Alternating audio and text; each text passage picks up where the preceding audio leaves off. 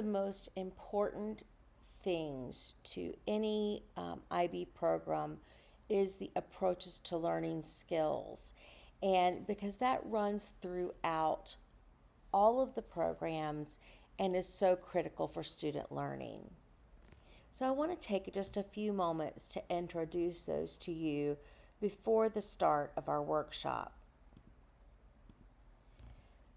The approaches to learning skills are skills that students use to learn, and we have categorized these into 5. We also call these the ATL skills, and there are 5 categories: communication, social, self-management, thinking, research.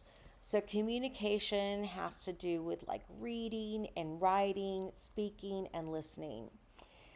Social would have to do with working together and encouraging others, things like that. Self-management has to deal with the reflecting on your learning, meeting deadlines, staying organized, things like that.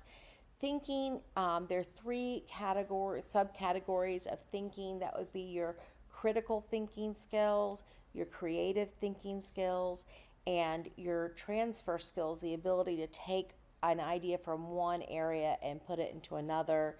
And then, of course, there are research skills. So those are the 5 different categories of approaches to learning skills. So just think for a moment, why is teaching skills essential to learning? Just reflect on that. And then think about, to what extent is categorizing skills important? Why do you think IB would categorize skills rather than just saying they're skills we need to learn?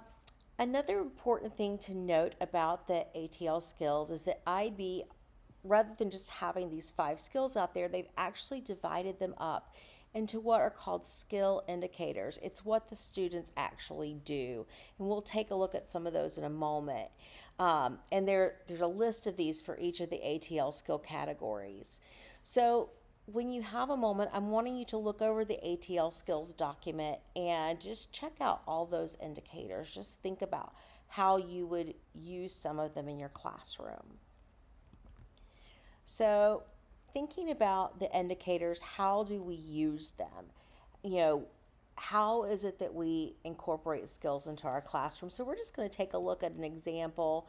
These are from some of the ones from communication. So you can kind of look, each of these bullets is a different skill indicator. We have give and receive meaningful feedback, use appropriate forms of writing for different purposes, participate in and contribute to digital social media networks, a lot of different possible skills that students need to learn.